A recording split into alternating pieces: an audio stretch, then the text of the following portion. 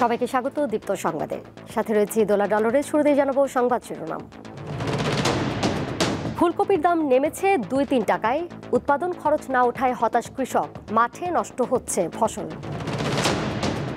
ঘন কুয়াশায় বিভিন্ন স্থানে জনজীবন ব্যাহত। দৌলতদিয়া পাটুরিয়া রুটে ফেরি বন্ধ হয়ে ভোগান্তি। যমুনা রেল সেতুতে এবার পূর্ণ গতির ট্রায়াল রান। ট্রেন চলল ঘন্টায় 120 কিলোমিটার গতিতে।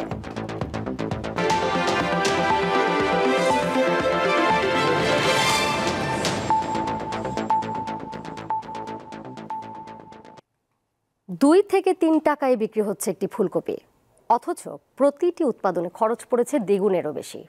এই অবস্থায় চরম হতাশ মানিকগঞ্জ ও ঠাকুরগাঁওয়ের চাষিরা। অনেকে জমি থেকে ফুলকপি তুলছেন না, খেতেই এগুলো নষ্ট হচ্ছে।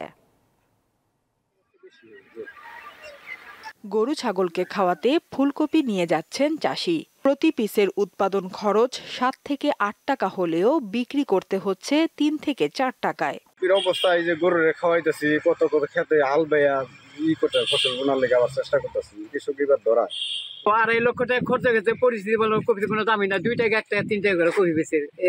গাড়ি ভাড়া ঘুরে বাজার কামলা খরচ মরচ দিয়ে আমার গত বছর ফুলকপি চাষ করে ভাগ্যের চাকা ঘুরিয়েছেন অনেক চাষি। এরই ধারাবাহিকতায় এবছর মানিকগঞ্জে বেড়েছে এর চাষ, কিন্তু দাম অস্বাভাবিক কম হওয়ায় অনেকেই ক্ষেত থেকে ফুলকপি তুলছেন না। খরচ নেই, কপি ঢাকা নিয়ে গেলে এখন ঢাকাইতে বেশি নিয়ে জানা, লেবার ভাড়া টাক ভাড়া গিয়ে দেওয়া খুব কষ্ট হয়ে যায়। একই অবস্থা ঠাকুরগাঁয়ে। বিভিন্ন স্থানে ফুলকপি বিক্রি হচ্ছে 2 টাকা কেজি দরে। কপি মানুষগুলা ছাগল গরুর জন্য কিনে নিয়ে যায় 100 টাকা বস্তা, 150 টাকা বস্তা, কেউ আবার 50 টাকা দিয়েও নেয়। ফুলকপি যদি মনে হয় যে কাটতে হবে, আর পাতাকপিটা মনে হয় আমরা যদি 10 দিনও রাখি, বেশি দিন সমস্যা হয় না, কিন্তু ফুলকপি কাটতে হবে। জেলার পাইকারি বাজার গোবিন্দনগর আড়তে প্রতি মন ফুলকপি 80 টাকায় আর বাঁধাকপি 200 থেকে 250 টাকায় বেচাকেনা হচ্ছে। ব্যবসায়ীরা বলছেন, বাজারে সরবরাহ বৃদ্ধি এবং ক্রেতা কম থাকায় এই অবস্থার সৃষ্টি হয়েছে। আসলে আবাদ বেশি হয়েছে, এবার কপি নেওয়ার লোক নাই, বাইরে থেকে পাটিও ঢুকে না। সরবরাহ বেশি হওয়ার কারণে দাম অনেক কমে গেছে, আর মানুষ খাচ্ছেও একটু কম।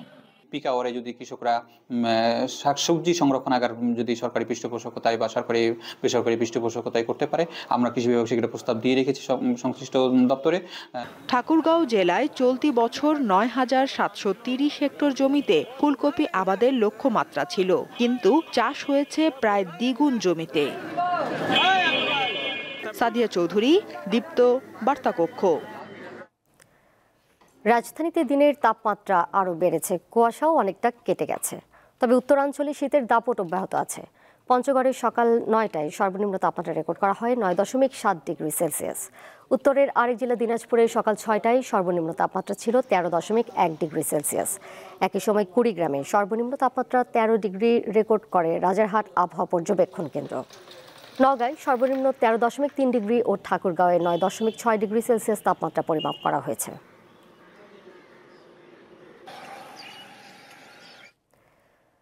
ঘন কুয়াশায় দৌলতদিয়া পাটুরিয়া রুটে 9.5 ঘন্টা বন্ধ থাকার পর রবিবার সকালে ফেরি চলাচল স্বাভাবিক হয়। রবিবার সকাল 10:30টায় কুয়াশার ঘনত্ব কমে আসায় দৌলতদিয়া পাটুরিয়ায় নৌ রুটে ফেরি চালু করে বিআরডব্লিউটিসি দৌলতদিয়া ঘাট কর্তৃপক্ষ। গতরাত 1টায় দৌলতদিয়া পাটুরিয়া রুটে কুয়াশার ঘনত্ব বাড়ায় ফেরি চলাচল বন্ধ ঘোষণা করা হয়। এতে দুর্ভোগে পড়েন যাত্রীরা। এদিকে ঘন কুয়াশা ও নাব্যতা সংকটের কারণে গতরাত 3টা থেকে আজ সকাল 9:30 পর্যন্ত প্রায় 7 ঘন্টা লক্ষ্মীপুর ভোলা নৌ রুটে ফেরি চলাচল বন্ধ ছিল।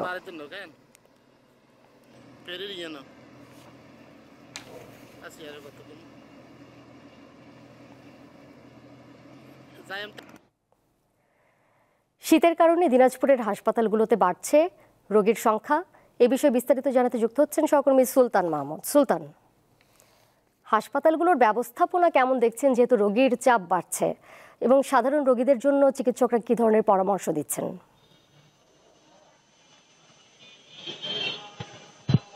দোলা, দিনাজপুরের হাসপাতালগুলোতে শীতজনিত যে রোগীর সংখ্যা সেটি কিন্তু বাড়ছে। আমরা কিছুক্ষণের আগেও দিনাজপুর 250 শয্যা জেনারেল হাসপাতালের প্রতিটি ওয়ার্ডে গিয়েছিলাম, বিশেষ করে ডায়রিয়া ওয়ার্ড এবং শিশু ওয়ার্ডে গিয়েছিলাম। সেখানে দেখেছি যে রোগীর এত চাপ যে ডায়রিয়া ওয়ার্ডের কয়েকটি রোগী কিন্তু বারান্দায় তাদেরকে রাখা হয়েছে এবং বেশ কিছু গাদা গাদা অবস্থায় কিন্তু হাসপাতালের যে বেডগুলোতেও কিন্তু আমরা দেখেছি। এবং এতে করে হাসপাতাল কর্তৃপক্ষ আমাদেরকে বলেছে গত 2-3 দিন আগে দিনাজপুরের উপর যে শৈত্যপ্রবাহ ছিল এবং সেই শৈত্যপ্রবাহের কারণেই রোগীর সংখ্যা কিন্তু বেড়েছে এবং সেই রোগীর প্রভাব কিন্তু এখন পড়ছে হাসপাতালগুলোতে।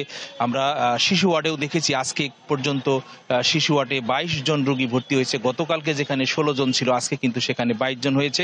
এবং ডায়রিয়া ওয়ার্ডে আমরা গিয়ে দেখেছি যে গতকালকে সেখানে 18 জন ছিল, আজকে সেখানে 22 জন। অর্থাৎ প্রতিটি ওয়ার্ডেই কিন্তু শীতজনিত যে রোগীর সংখ্যা সেটি কিন্তু বাড়ছে। বিশেষ করে হাসপাতালগুলোতে আমরা দেখেছি যে শিশু রোগীর সংখ্যা এবং বয়স্ক রোগীর সংখ্যা কিন্তু বেড়েছে এবং তারা প্রত্যেকেই শীতজনিত, বিশেষ করে যে ঠান্ডার যে রোগ, ঠান্ডার কারণে যে ডায়রিয়া, নিউমোনিয়া, জ্বর, সর্দি এই সমস্ত রোগেই কিন্তু আক্রান্ত হয়ে ভর্তি হচ্ছে। এবং হাসপাতাল বলছে তাদের চিকিৎসকরা কিন্তু পরামর্শ দিচ্ছে যে যেহেতু শীতজনিত রোগীর সংখ্যা, তাদেরকে অবশ্যই গরম কাপড় দিয়ে তাকে আবৃত করতে হবে এবং ঘর থেকে যেন না বের হয় সেই জন্য কিন্তু সেই নির্দেশনাগুলো দেওয়া হচ্ছে। এবং হাসপাতালগুলো বলছে যে যেহেতু রোগীর সংখ্যা বেশি সেজন্য কিন্তু তারাও তাদের ব্যবস্থাপনাটাকে আরো উন্নত করার জন্য চেষ্টা করছে এবং তারা কিন্তু হাসপাতালগুলোতে রোগীর সংখ্যা বৃদ্ধি পাওয়ার সাথে সাথে কিন্তু ব্যবস্থাপনাটাও তারা উন্নয়ন করবে বলে জানিয়েছেন। দোলা, দিনাজপুর থেকে জানাচ্ছিলেন সহকর্মী সুলতান মাহমুদ। পটুয়াখালীর বাউফলে অস্ত্রের মুখে অপহরণের 36 ঘন্টা পরও ব্যবসায়ী শিবু বণিককে উদ্ধার করতে পারেনি পুলিশ। তাকে অপহরণের প্রতিবাদে আজ দ্বিতীয় দিনের মতো দোকানপাট বন্ধ রেখে ধর্মঘট করছেন ব্যবসায়ীরা। বন্ধ রয়েছে কার্গো জাহাজের পণ্য খালাস কার্যক্রম। দোকানপাট বন্ধ থাকায় ভোগান্তিতে পড়েছেন সাধারণ মানুষ। শিবু বণিক একজন বড় ব্যবসায়ী, তাকে উদ্ধারের চেষ্টা চলছে বলে জানিয়েছে পুলিশ।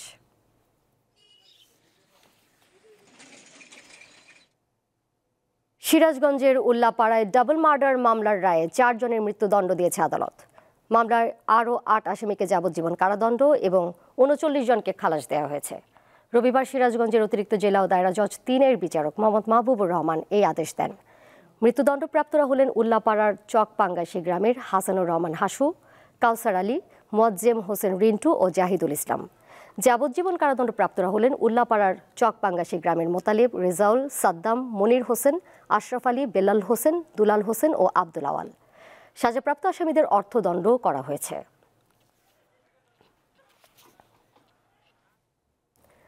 বাংলাদেশ কৃষি বিশ্ববিদ্যালয়ের ক্রীড়া প্রশিক্ষণ বিভাগের অতিরিক্ত পরিচালক মোস্তাইন কবির সোহেলের মৃতদেহ উদ্ধার করেছে পুলিশ। রবিবার দুপুরে বিশ্ববিদ্যালয়ের ক্রীড়া প্রশিক্ষণ বিভাগের নিজ অফিস কক্ষ থেকে ফ্যানে ঝুলন্ত অবস্থায় তার মৃতদেহ উদ্ধার করা হয়। কৃষি বিশ্ববিদ্যালয়ের ছাত্র বিষয়ক উপদেষ্টা অধ্যাপক শহীদুল ইসলাম জানান, সকাল 7:30টার দিকে বাজার করার উদ্দেশ্যে বাসা থেকে বের হন সোহেল। এরপর নিজ অফিস কক্ষ থেকে তার ঝুলন্ত মৃতদেহ উদ্ধার করা হয়। পুলিশ জানায়, প্রাথমিক ধারণা করা হচ্ছে তিনি আত্মহত্যা করেছেন। ঘটনাস্থল থেকে 2টি সুইসাইড নোট ও মোবাইল উদ্ধার করা হয়েছে। নোটে কি লেখা আছে তা জানায়নি পুলিশ।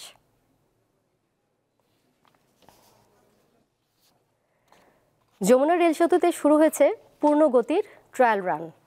আপ ও ডাউন লাইনে 2টি ট্রায়াল ট্রেনের মাধ্যমে এই টেস্ট রান করা হচ্ছে। রবিবার সকাল 9:20 একই সাথে আপ ও ডাউন লাইন থেকে টেস্ট রান শুরু হয়। রেল সেতুর প্রকল্প পরিচালক আবু ফাত্তা মোহাম্মদ মাসুদুর রহমান জানান, গত 26 নভেম্বর সর্বোচ্চ 40 কিলোমিটার গতিসীমায় রেলওয়ে সেতু দিয়ে পরীক্ষামূলকভাবে ট্রেন চালানো হয়। তবে এবার পূর্ণ গতি দিয়ে পরীক্ষামূলকভাবে ট্রেন চলাচল শুরু হয়েছে। আগামীকাল সোমবারও রেল সেতুতে পূর্ণ গতিতে পরীক্ষামূলকভাবে ট্রেন চালিয়ে ভুল ত্রুটি শনাক্ত করা হবে। এবার কেভা স্টিল চট্টগ্রাম সংবাদ।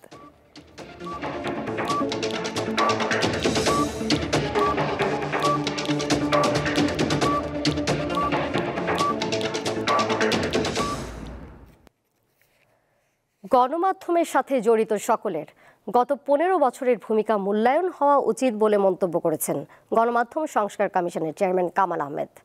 রবিবার সকালে চট্টগ্রাম জেলা প্রশাসকের সম্মেলন কক্ষে আয়োজিত মতবিনিময় সভায় বক্তারা বলেন, দেশের গণমাধ্যমগুলো বেশিরভাগ ক্ষেত্রে কোনো নীতিমালা মানছে না। সাংবাদিক ও গণমাধ্যমকে নীতিমালা মানা নিশ্চিত করার পাশাপাশি ভুয়া গণমাধ্যমের লাইসেন্স ডিক্লারেশন বাতিলের দাবি জানানো হয়। ব্রাহ্মণবাড়িয়ায় অবৈধ অনুপ্রবেশের দায়ে 2 জন ভারতীয় নাগরিককে আটক করেছে বর্ডার গার্ড বাংলাদেশ বিজিবি। শনিবার সন্ধ্যায় তাদের আটক করা হয়। আটককৃতরা হলেন ওহিদ মিয়ার ছেলে রাজু আহমেদ ও মৃত নায়েব আলীর ছেলে সোহাগ হাসান। তারা দুজনেই ভারতের ত্রিপুরা রাজ্যের সিপাহীজলা জেলার কলমছড়া থানার গোরাঙ্গ গোলা গ্রামের বাসিন্দা। চোরাচালানের সাথে জড়িত থাকার অপরাধে এবং পাসপোর্টবিহীন অবৈধভাবে ভারত হতে বাংলাদেশে প্রবেশ করার দায়ে আইনি ব্যবস্থা গ্রহণের জন্য আটককৃতদের ব্রাহ্মণবাড়িয়ার কসবা থানায় সোপর্দ করা হয়েছে।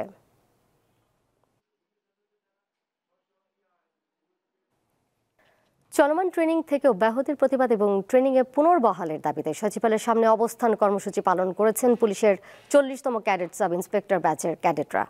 সকাল 10টায় সচিবালয়ের 4 নম্বর গেটের সামনে জড়ো হন তারা। এই সময় জানানো হয় মোট 321 জন ক্যাডেট সাব ইন্সপেক্টরকে অব্যাহতি দেওয়া হয়েছে। তারা দাবি করেন চাকরি থেকে অব্যাহতি দেওয়ার মতো কোনো শৃঙ্খলা তারা ভঙ্গ করেননি, অন্যায়ভাবে সিদ্ধান্ত নেওয়া হয়েছে। চাকরি থেকে অব্যাহতি দেওয়ায় মানসিক ও সামাজিকভাবে বিপর্যস্তের শিকার হচ্ছেন বলেও জানান তারা।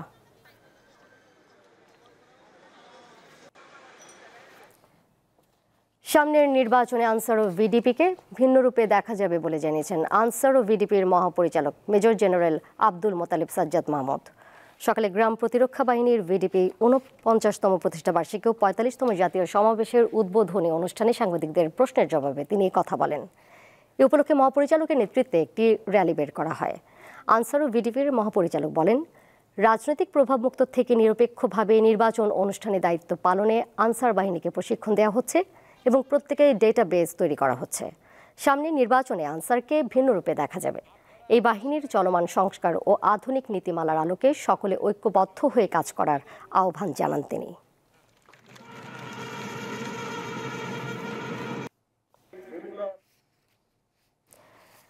সিরাজগঞ্জে সাবেক মৎস্য ও প্রাণী সম্পদ মন্ত্রী আব্দুল লতিফ বিশ্বাসকে সিরাজগঞ্জের বেলকুচি থেকে আটক করেছে সেনাবাহিনী।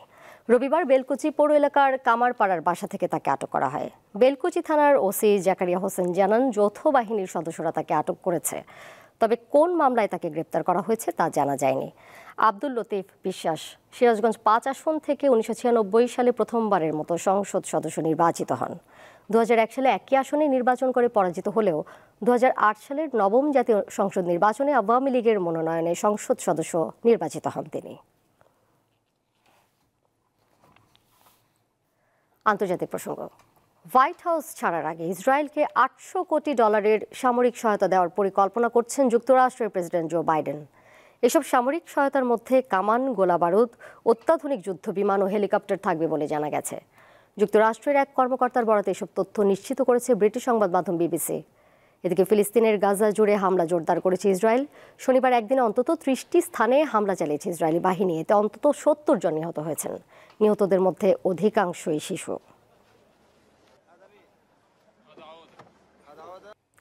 শেষ করব দীপ্ত সংবাদ, যাবার আগে সংবাদ শিরোনাম জানিয়ে দেব আরও একবার। ফুলকপির দাম নেমেছে 2-3 টাকায়। উৎপাদন খরচ না ওঠায় হতাশ কৃষক, মাঠে নষ্ট হচ্ছে ফসল। ঘন কুয়াশায় বিভিন্ন স্থানে জনজীবন ব্যাহত, দৌলতদিয়া পাটুরিয়া রুটে ফেরি বন্ধ হয়ে ভোগান্তি। যমুনা রেল সেতুতে এবার পূর্ণ গতির ট্রায়াল রান, ট্রেন চলল ঘন্টায় 120 কিলোমিটার গতিতে।